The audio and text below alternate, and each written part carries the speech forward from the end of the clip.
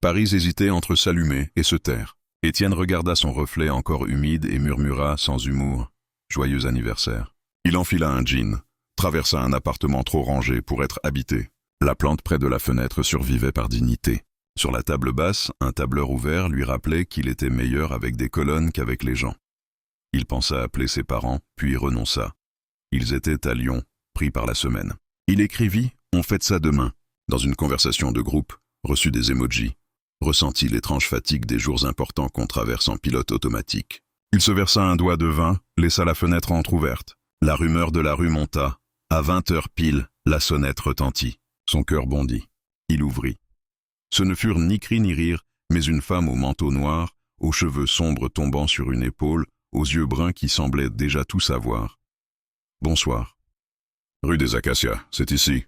Tu es Étienne ?»« Oui, entre. » « Oui, » elle tendit la main. « Élise, on m'a demandé pour 1 heure. » Les pièces du puzzle s'emboîtèrent. Julien et son humour lourd. Étienne aurait pu s'excuser, refermer. Au lieu de quoi, il s'effaça. « Entre. » Son parfum discret glissa dans l'entrée. Elle posa le manteau sur l'avant-bras, dévoilant une blouse bleu nuit et une jupe noire. Rien d'ostentatoire. Juste la maîtrise d'un geste net, la précision d'un regard. « Je ne connais pas le protocole, » avoua-t-il. « On peut commencer par le vin, » dit-elle. Et par respirer, il dégota 2 verres, un pinot ouvert, du pain, du comté, des olives. Elle installa le tout avec une élégance calme, comme si disposer des choses remettait le monde en ordre. « Alors, Étienne, tu es seul un vendredi soir. Extrêmement sélectif ou extrême boulot ?»« Boulot, » répondit-il. « J'ai une petite société. Elle prend tout. Les choses qui prennent tout se réclament souvent d'un bien commun, dit-elle. Je lis les gens. Métier oblige. Tu te trompes parfois ? Souvent. Je corrige quand on me laisse le temps. Le silence entre eux n'était pas vide, tendu par la curiosité. Tu veux me dire pourquoi ce métier ? Demanda-t-il. Elle roula une olive, hésita, puis parla sans pathos. Ma mère a eu un accident. Assurance insuffisante. Il fallait payer vite. Je savais écouter, poser des limites, tenir parole. J'ai choisi des règles et je m'y tiens. Je suis désolé pour ta mère, dit-il. Et j'admire tes règles. Beaucoup admirent jusqu'à ce qu'elles s'appliquent à eux, répondit-elle, petit rire. Ici, tu n'as rien à prouver. On peut juste parler. Ils parlèrent. Du goût des choses simples, des nuits blanches, de la peur d'être en retard, sur une vie que d'autres semblent réussir. Elle lui dit l'art d'entrer et de repartir sans se perdre. Le temps changea de texture. La pluie commença à brosser la vitre. « Tes amis, dit-elle, ont de l'imagination. Ils pensent m'aider. Parfois, aider, c'est projeter. Et toi, qu'attends-tu vraiment ? Quelque chose de vrai, finit-il par dire, sans mieux le nommer. Souvent, vrai commence quand on arrête de jouer son rôle. Il soutint son regard. Il ne guettait plus la fin de l'heure, mais l'inflexion de sa voix. Il eut peur d'en dire trop, puis décida d'être exact. « Demain matin, proposa-t-il. Un café au coin, sans cadre, si tu as envie. » Elle sembla surprise par la simplicité. Le téléphone vibra. Julien annonçait son arrivée le lendemain. Il éteignit l'écran.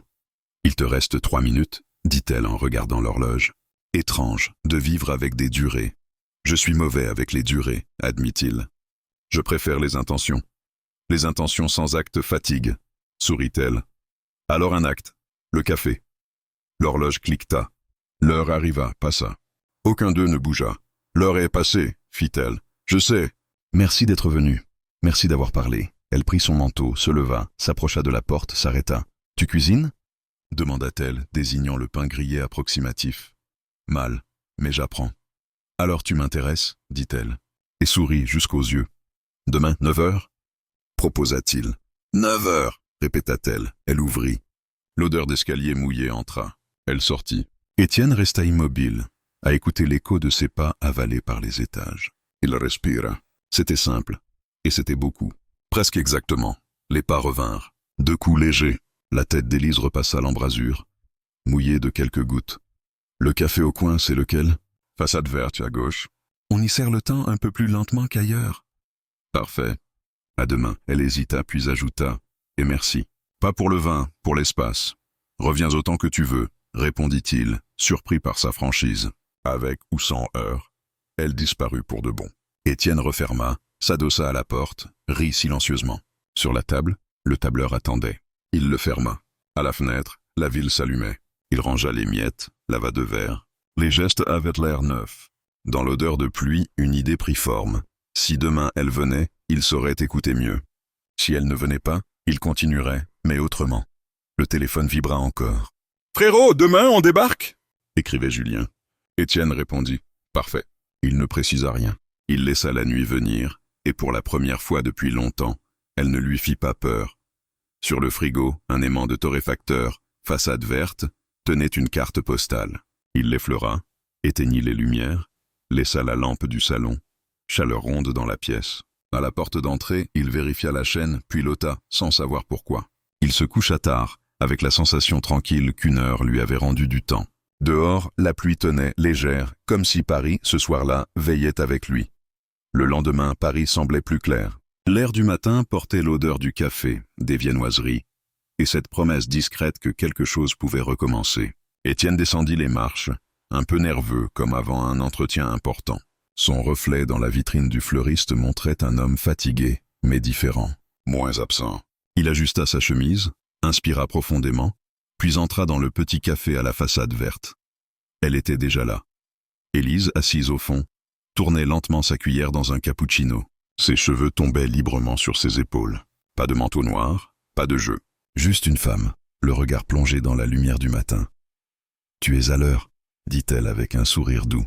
J'avais peur d'être en retard à ma propre promesse. Elle leva les yeux, amusée. « Tu as gardé ton sérieux d'entrepreneur !» Même pour un café, c'est une déformation professionnelle. Et moi, j'ai celle de lire trop vite les gens.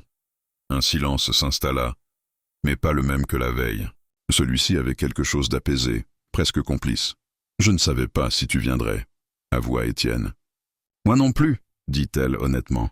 J'ai hésité devant la porte. Et puis, je me suis dit que je devais te remercier. Pourquoi ? Pour ne pas avoir fait semblant, pour m'avoir parlé comme à quelqu'un de normal. Étienne prit une gorgée de café. C'est triste qu'un peu de respect te surprenne. C'est rare, répondit-elle doucement.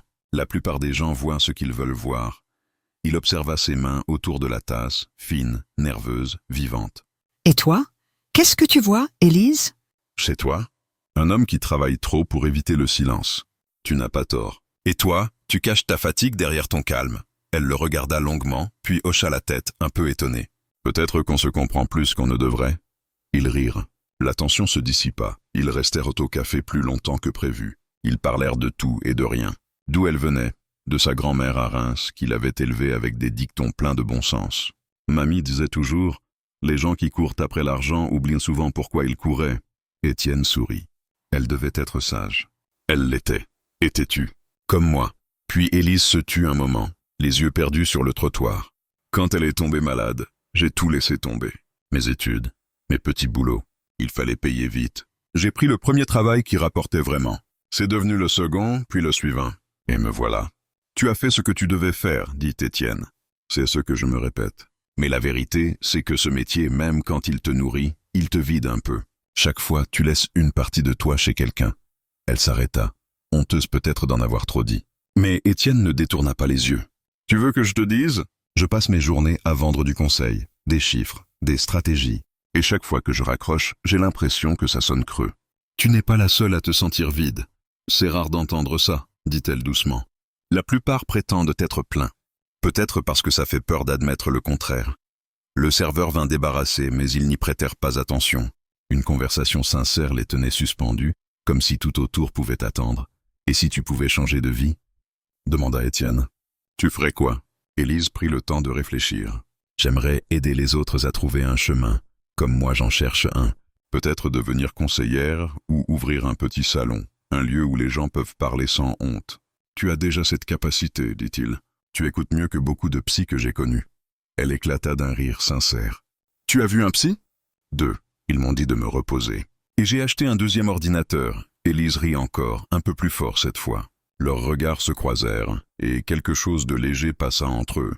Pas de séduction forcée, pas de jeu. Juste un moment vrai. Quand elle finit son café, elle jeta un coup d'œil à sa montre. Il est déjà midi. Déjà ? Soupira Étienne. Je dois aller voir ma mère à l'hôpital. Je peux t'y accompagner ? Non, pas aujourd'hui. Mais merci. Elle se leva, remit sa veste, puis hésita. Tu veux me revoir ? Demanda-t-elle. Oui, mais pas parce que tu devrais, parce que tu veux. Élise sembla chercher quelque chose dans son regard. Une preuve de sincérité. Elle la trouva. D'accord.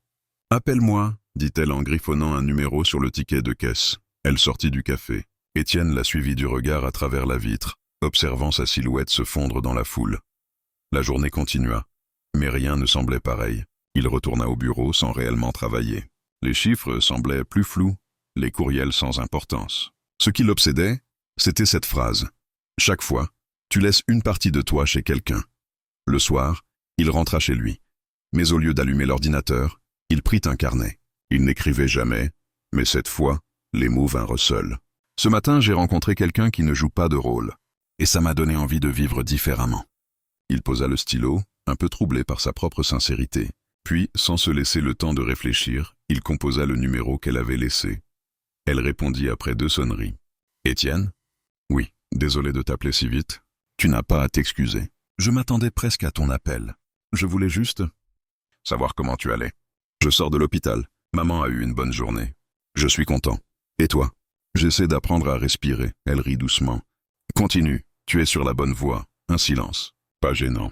Juste lourd de tout ce qui restait à dire. « Écoute, dit-il, je ne veux pas te mettre mal à l'aise, mais si tu veux dîner un soir, pas dans ton cadre de travail, juste dîner. Étienne, tu sais que ce n'est pas simple pour moi. Je sais, c'est pour ça que je te le demande sans attente. Juste pour continuer à parler. » Elle soupira. « D'accord, mais à une condition. » « Laquelle ? » « Tu cuisines, Étienne rit. Tu n'as peur de rien. J'ai survécu à pire que des pâtes trop cuites. » Ils fixèrent le lendemain soir. Il raccrocha, le cœur battant. Plus tard, en rangeant un peu, il remarqua le verre d'Élise encore sur le comptoir de la veille. Une trace de rouge à lèvres restait sur le bord. Il ne put se résoudre à le laver. En se couchant, il pensa à cette femme qu'il connaissait à peine, mais qui avait réussi à fissurer la carapace de son quotidien. Elle n'était restée qu'1 heure la première fois, 2 au café, et pourtant, elle occupait déjà tout l'espace. Étienne ferma les yeux. Dans le noir, une certitude s'imposait. Certaines rencontres ne durent pas longtemps, mais elles résonnent pour toujours. Et dans le silence de sa chambre, il entendit encore sa voix dire doucement « Les intentions sans acte fatiguent ». Alors il se fit une promesse. Demain, il agirait. Le lendemain, la journée d'Étienne s'étira comme un fil trop tendu. Impossible de se concentrer. Il relisait les mêmes phrases sur un contrat sans en comprendre le sens, l'esprit ailleurs. Sur son bureau, le téléphone restait face contre le bois, comme s'il craignait qu'elle change d'avis. À 19 heures, il se surprit à vérifier son reflet dans la vitre du bureau. Il n'était pas vraiment nerveux, pas exactement, plutôt en suspension, comme si quelque chose d'important approchait, quelque chose qu'il n'avait pas prévu dans ses calculs. Il ferma enfin l'ordinateur, enfila sa veste et prit la direction de son appartement. En montant les marches, il se rendit compte qu'il souriait seul. Ce n'était pas dans ses habitudes. À 20 heures pile, on sonna, il ouvrit. Élise était là. Elle portait un pull beige doux, un jean simple, et ses cheveux étaient attachés négligemment, laissant quelques mèches libres caresser son visage. Rien de calculé, rien de professionnel.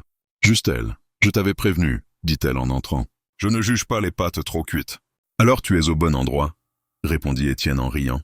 Elle ôta ses bottines, observa l'appartement. Tu es organisé ? Beaucoup trop organisé. On dirait que tu vis dans un catalogue. C'est ce qui arrive quand on passe sa vie à contrôler des chiffres, pas des émotions. Peut-être qu'on peut désordonner un peu tout ça ce soir, non ? Étienne hocha la tête, amusé et troublé tout à la fois. Marché conclu. Pendant qu'il s'affairait dans la cuisine, elle le regardait. Il faisait mine de maîtriser la situation, mais renversait régulièrement du sel, se trompait de casserole, et jurait à voix basse. « Tu veux de l'aide ?» demanda-t-elle. « Non, non. Je veux prouver que je peux cuisiner sans déclencher l'alarme incendie. Je suis curieuse de voir ça. » Elle s'assit sur le plan de travail, croisa les jambes, observa chaque geste. L'odeur du vin blanc et de l'ail se mêlait à celle de sa peau. Un parfum discret et chaud qui fit vaciller sa concentration. « Tu as l'air tendu, remarqua-t-elle.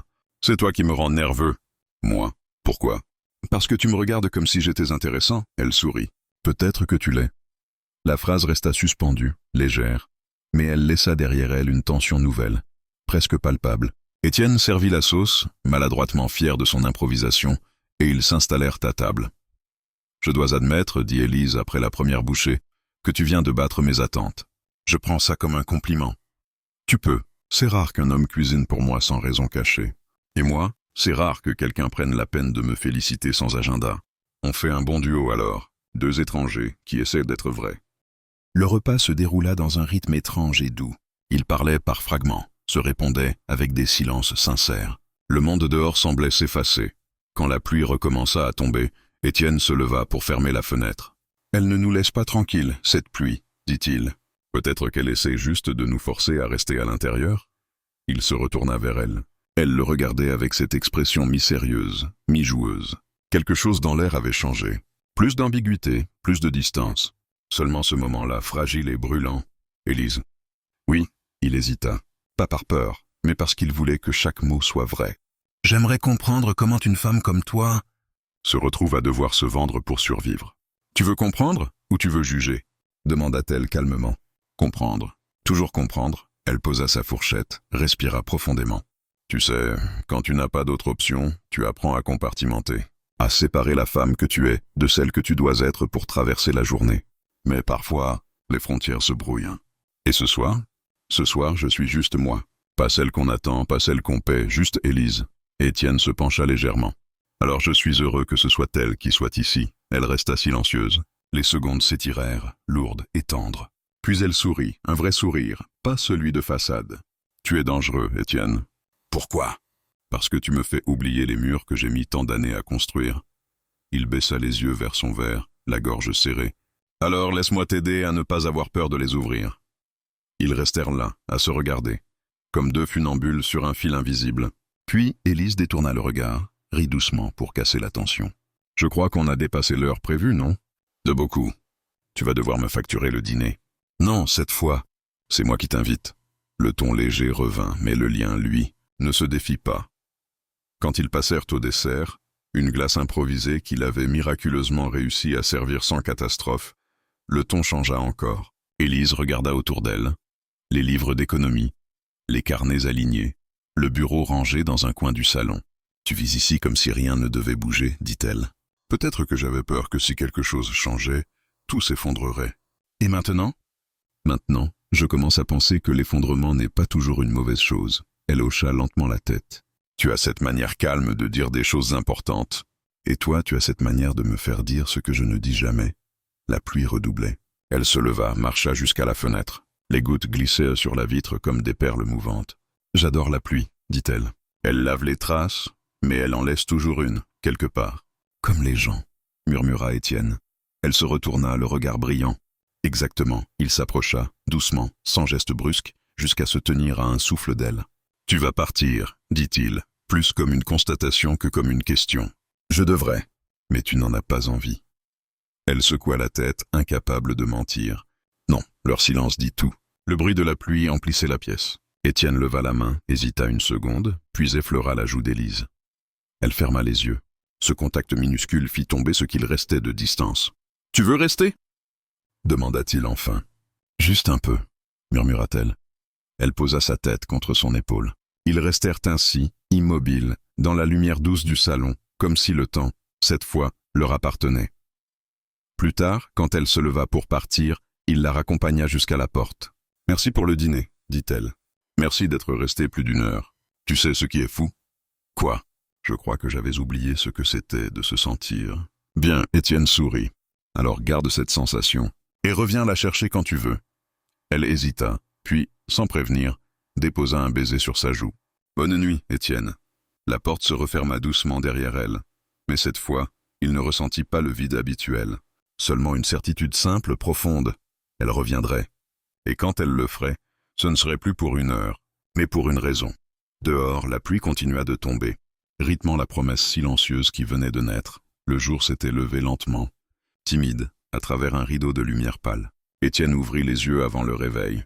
L'appartement était silencieux, à l'exception d'un bruit discret venant de la cuisine, un cliquetis, un léger fredonnement, et l'odeur irrésistible du café fraîchement préparé. Pendant un instant, il pensa rêver. Puis le souvenir de la veille revint, précis, presque brûlant.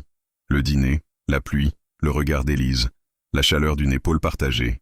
Il se redressa dans le lit, passa une main dans ses cheveux, se leva pieds nus et marcha lentement jusqu'à la porte de la chambre. Elle était là, Élise, vêtue de sa chemise blanche, un peu trop grande pour elle. Les manches roulées, les cheveux détachés, elle se tenait au plan de travail, concentrée sur une cafetière italienne.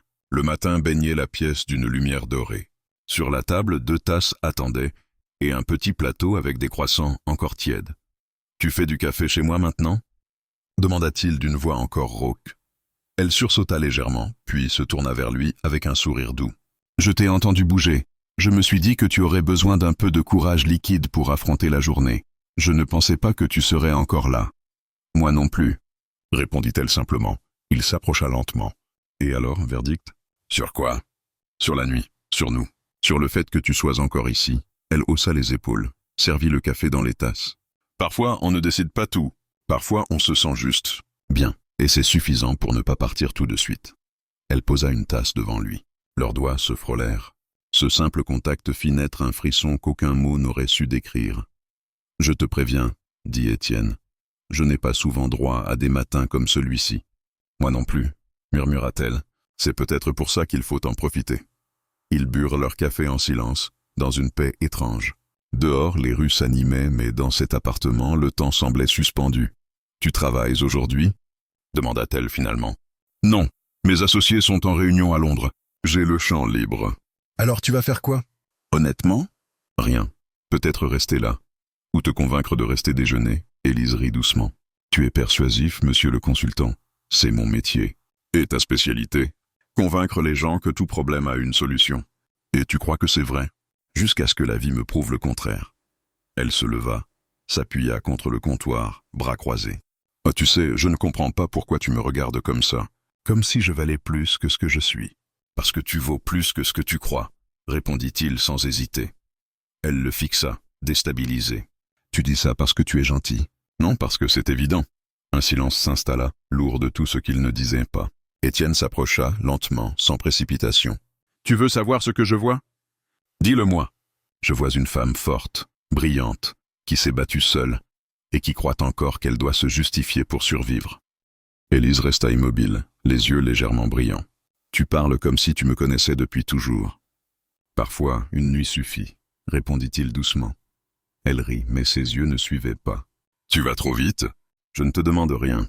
Je veux juste être vrai. » Elle détourna le regard, prit une gorgée de café. « Être vrai, ça fait peur. »« Oui, mais c'est le seul moyen d'exister. » Elle posa la tasse, inspira profondément. « Tu es un problème, Étienne. »« Je sais. Et toi, tu es la plus belle complication de ma vie. » Elle rit, cette fois pour de vrai. « Tu sais, je n'ai pas ri comme ça depuis longtemps.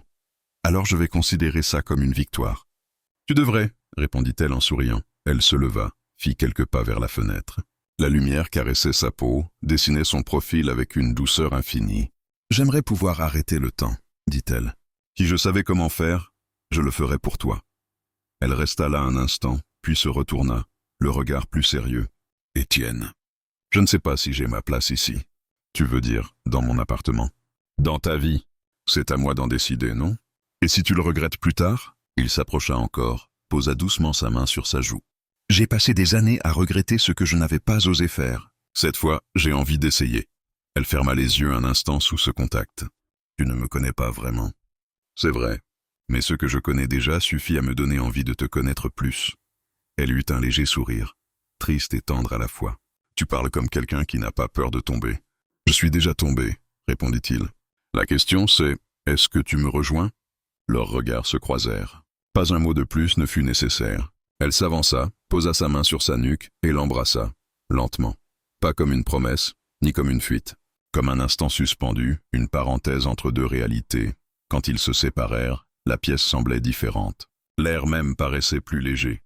Élise se recula, cherchant à dissimuler le trouble dans son sourire. « Je vais devoir y aller. Tu pourrais rester déjeuner ?» rappela-t-il avec un sourire malin. « C'est tentant, mais j'ai une visite cet après-midi pour ma mère. »« Je comprends. Et puis, si je reste trop, j'aurai encore moins envie de partir. Alors ne pars pas. » Elle le regarda surprise, émue, hésitante. « Étienne, reste. Pas parce que tu dois, parce que tu veux. » Elle ferma les yeux un instant, comme si elle se battait contre quelque chose. « Tu ne rends pas les choses faciles. La vie est déjà assez compliquée, non ?» Un léger rire s'échappa de ses lèvres. « D'accord. 1 heure de plus, pas plus. »« Parfait, » répondit-il. « Mais entre nous, je n'ai jamais été doué pour compter les heures. » Il prépara d'autres tasses, mit de la musique, du jazz doux, presque imperceptible. Ils passèrent le reste de la matinée à parler encore, à rire, à évoquer leurs rêves, leurs blessures, leurs envies. Il lui raconta comment il avait tout quitté pour créer sa société, comment il avait échoué 2 fois avant de réussir. Elle lui parla de sa passion pour la lecture, des nuits passées à inventer des histoires qu'elle n'écrirait jamais.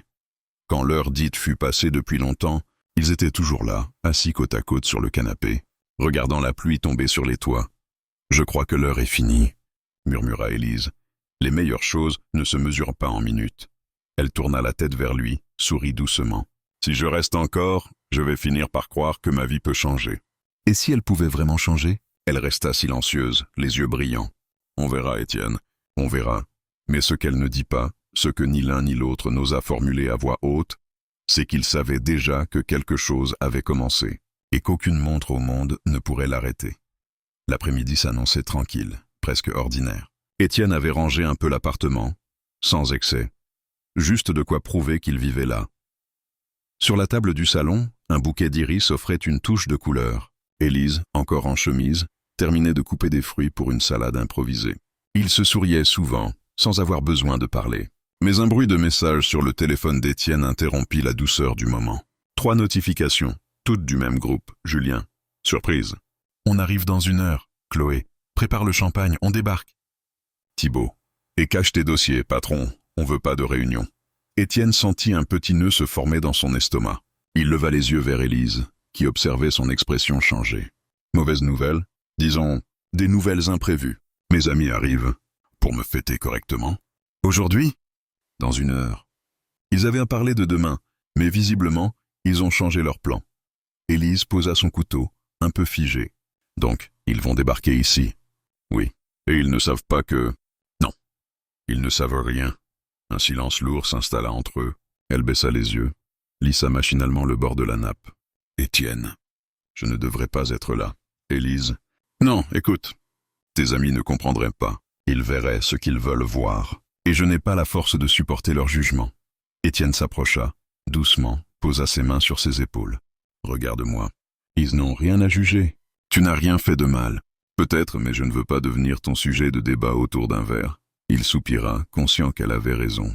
D'accord. Mais promets-moi juste une chose. Ne pars pas comme si tu t'effaçais. Elle le fixa longuement, puis hocha la tête. Je vais au moins t'aider à préparer. Et après, je verrai. Ils rangèrent ensemble, sans vraiment parler. Elle remit son manteau, attacha ses cheveux, comme si chaque geste reconstruisait la distance qu'ils avaient effacée depuis 2 jours. Étienne la regardait se transformer sous ses yeux. La femme libre du matin redevenait la version prudente d'elle-même, celle qui ne laissait rien filtrer. À la sonnerie de la porte, tout sembla s'accélérer. Des rires, des voix familières, des pas pressés. Julien entra le premier, large sourire et bouteille à la main. « Étienne, mon vieux, joyeux anniversaire, en retard mais en fanfare. » Il serra son ami dans les bras, suivi de Chloé, rayonnante, et de Thibaut, toujours ironique. « On pensait te trouver seul, » grogna Thibaut, en posant un sac de chips sur la table. « Surprise, » dit Étienne avec un demi-sourire. « Je ne suis pas si seul que ça. » Et Élise apparut, sortant discrètement de la cuisine avec un plateau d'amuse-bouche. Chloé la remarqua la première. « Ah, bonjour !»« Bonsoir », répondit Élise calmement. « Je suis une amie d'Étienne. » Julien haussa les sourcils amusé. « Une amie, hein? Quel genre d'amie exactement ?»« Julien, » marmonna Étienne, « pas ce soir. » Mais le ton de son ami était déjà celui des sous-entendus faciles. « Eh bien, on dirait que quelqu'un a enfin décidé de vivre un peu. On pensait qu'il fallait un miracle pour te sortir de tes fichiers Excel. » Élise, polie, esquissa un sourire. « On peut dire que c'était un petit miracle, oui. » Chloé observa la scène avec curiosité, mais aussi une forme d'instinct féminin. Quelque chose dans la façon dont Étienne la regardait parlait plus fort que n'importe quelle phrase. « Vous vous connaissez depuis longtemps ?» demanda-t-elle. « Quelques jours, » répondit Étienne sans détour. « Quelques jours ?» répéta Julien, hilar. « Tu vas vite en affaires, dis donc. » La remarque tomba dans la pièce comme un éclat froid. Élise baissa les yeux, piquée. Étienne serra les mâchoires. « Julien, je t'en prie. »« Quoi? Je plaisante ?» Mais personne ne riait.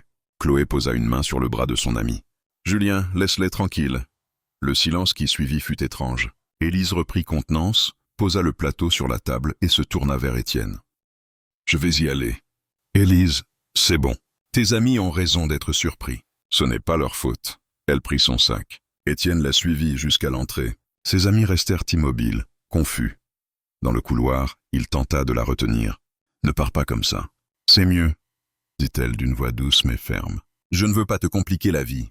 Tu crois que c'est ce que tu fais ?»« Oui, et je déteste ça. » Il lui attrapa la main. « Tu n'es pas une complication, Élise. Tu es peut-être la seule chose simple et vraie qui me soit arrivée depuis des années. » Elle le regarda, émue, mais secoua la tête. « Ils ne comprendront pas, Étienne. Et peut-être que toi non plus. Bientôt. » Elle fit un pas vers la porte. Il la retint une dernière fois, les yeux brillants. « Écoute-moi.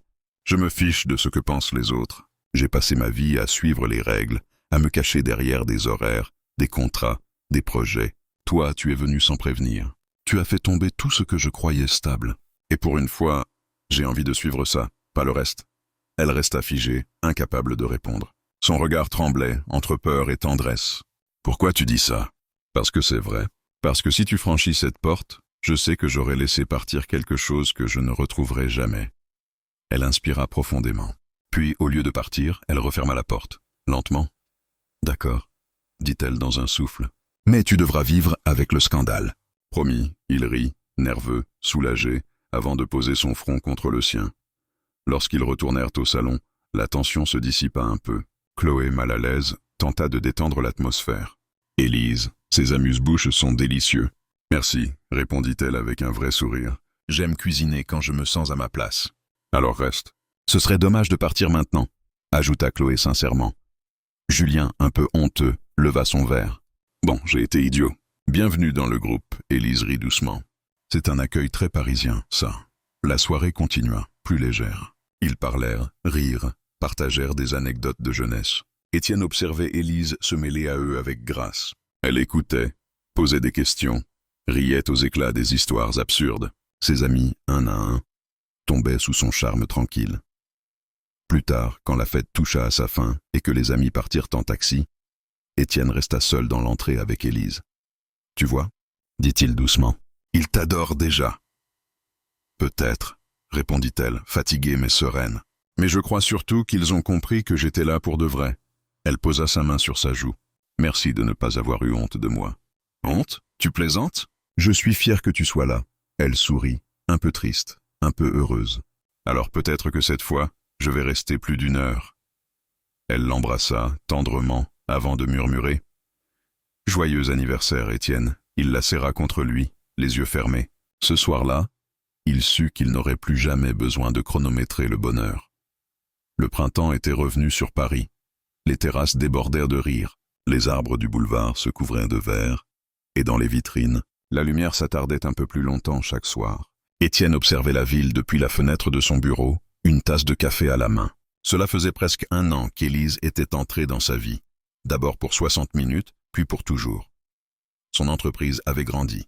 Pas de manière spectaculaire, non, mais plus calmement, plus solidement. Il n'y avait plus ces nuits blanches pleines de solitude, ces matins sans but. Depuis qu'Élise travaillait à ses côtés, les choses avaient trouvé un rythme humain. Elle gérait les clients, les plannings, les priorités, avec cette efficacité tranquille qui lui appartenait. Les employés l'appelaient affectueusement la gardienne du temps. Elle, ça la faisait rire. Étienne, lui, savait à quel point c'était juste. Elle avait remis du temps là où il n'y avait plus que des urgences. Il regarda à travers la vitre. Élise était en bas, dans le hall, en train de discuter avec une jeune stagiaire. Elle avait ce ton rassurant, cette patience qui donnait envie d'apprendre. Il se surprit à sourire. Chaque fois qu'il la voyait ainsi, il se souvenait de la première fois où elle avait sonné à sa porte. Cette nuit absurde, improbable, devenue la pierre angulaire de leur vie. Elle entra sans frapper. « Tu es encore perdu dans tes pensées », constata-t-elle en déposant un dossier sur son bureau. « Je réfléchis, c'est différent. À quoi ?» À la probabilité qu'un simple coup de sonnette puisse tout changer.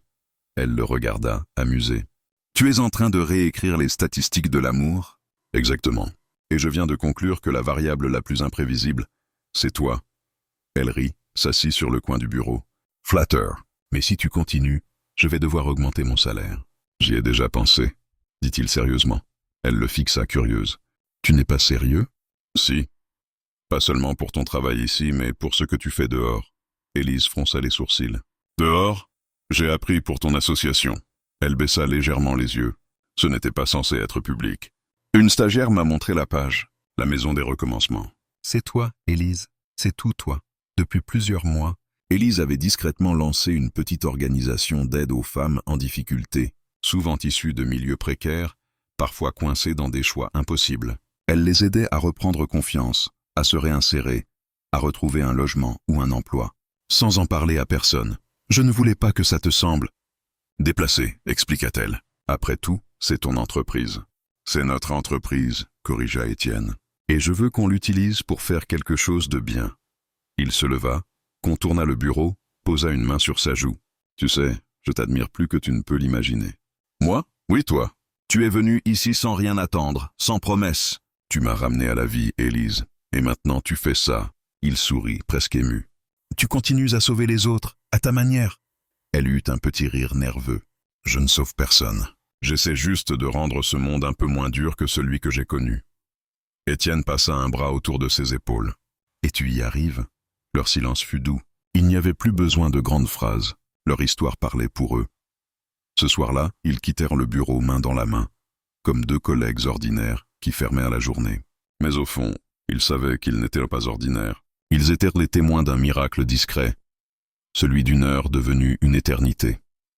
Quelques semaines plus tard, ils organisèrent un petit dîner à l'appartement. Chloé, Julien et Thibaut étaient là, détendus, rieurs, complètement conquis par Élise. Julien leva son verre. « J'ai été un idiot la première fois qu'on s'est rencontrés. Mais maintenant, si j'avais su qu'elle ferait d'Étienne un être humain supportable, je t'aurais envoyé ce cadeau bien plus tôt. » Tout le monde éclata de rire. Étienne leva son verre à son tour. « À la vie qu'on ne planifie pas », Élise ajouta doucement. Et à ceux qui osent ouvrir la porte, les verres s'entrechoquèrent. Ce moment, simple, vrai, portait tout ce qu'ils avaient traversé, la gêne, le doute, les maladresses, les peurs, mais aussi l'amour, la patience et la renaissance. Quand les invités partirent, la nuit tomba sur Paris. Ils restèrent seuls sur le balcon, enveloppés dans une couverture, à regarder les lumières de la ville. « Tu te souviens de la première fois que tu m'as dit « reste une heure » demanda Élise. « Comment l'oublier ? Eh bien, je crois que ton calcul de durée est devenu complètement défaillant. C'est toi qui as brouillé mes horloges, répondit-il en riant. Avant toi, je vivais à la minute près. Maintenant, je vis au ressenti. Et tu ne regrettes rien ? Pas une seconde. » Elle se blottit contre lui, et le silence s'installa à nouveau, comme un langage qu'ils étaient les seuls à comprendre. « Tu sais, dit-elle, je me suis souvent demandé pourquoi toi, pourquoi cet homme-là, ce soir-là, cet endroit précis. Et tu as trouvé ? Non, mais je crois que la vie envoie les gens dont on a besoin au moment exact où on est prêt à les reconnaître. Et moi, j'étais prêt ? Peut-être pas, répondit-elle en souriant, mais tu m'as laissé une place. Et c'est tout ce qu'il fallait. Étienne prit sa main, la serra doucement. J'ai souvent essayé d'expliquer notre histoire à mes associés, à mes amis, à ma famille. Mais à chaque fois que je parle de toi, j'ai l'impression que les mots ne suffisent pas. Alors ne dis rien, murmura-t-elle. Vis-le. Ils restèrent ainsi longtemps, à regarder la ville s'endormir. Le lendemain, Élise retourna à la maison des recommencements. Les femmes qu'elle aidait l'appelaient Madame Élise, avec ce respect teinté d'affection qu'on réserve à celles qui écoutent vraiment. Elle leur apprenait à rédiger un CV, à parler sans honte de leur passé, à se regarder dans le miroir sans baisser les yeux. Parfois, elle repensait à sa première heure avec Étienne. Cette heure où elle n'était qu'une invitée, un service, un masque derrière lequel elle se cachait. Aujourd'hui, elle savait qu'il avait vu à travers ce masque, qu'il avait trouvé la personne qu'elle n'osait plus être. Ce soir-là, elle rentra plus tard que d'habitude. Étienne l'attendait avec 2 verres de vin et cette même lumière dorée que la première fois. « Tu as eu une longue journée, dit-il. »« Oui, mais une belle journée. »« Alors bois à ça, à la femme que tu es devenue. »« Et à l'homme qui m'a laissé rester, » répondit-elle. Ils trinquèrent. Le silence qui suivit n'était plus celui de 2 solitudes qui se frôlent, mais celui de 2 existences qui s'accordent. « Tu sais, » dit-elle doucement, « quand je suis entrée dans ta vie, je croyais que tout ce que je pouvais offrir, c'était une heure. Et moi, je croyais que je n'avais pas de place pour quelqu'un d'autre. On s'est trompés tous les deux. Heureusement, il lui prit la main. 60 minutes ont suffi pour tout changer. Élise sourit, les yeux brillants. Non, Étienne. Ce n'est pas qu'elles ont suffi, c'est qu'elles ont ouvert la porte à tout le reste. Leur rire se perdit dans la nuit, et quelque part, dans le tic-tac discret de l'horloge du salon, le temps semblait, une fois encore, s'incliner devant eux.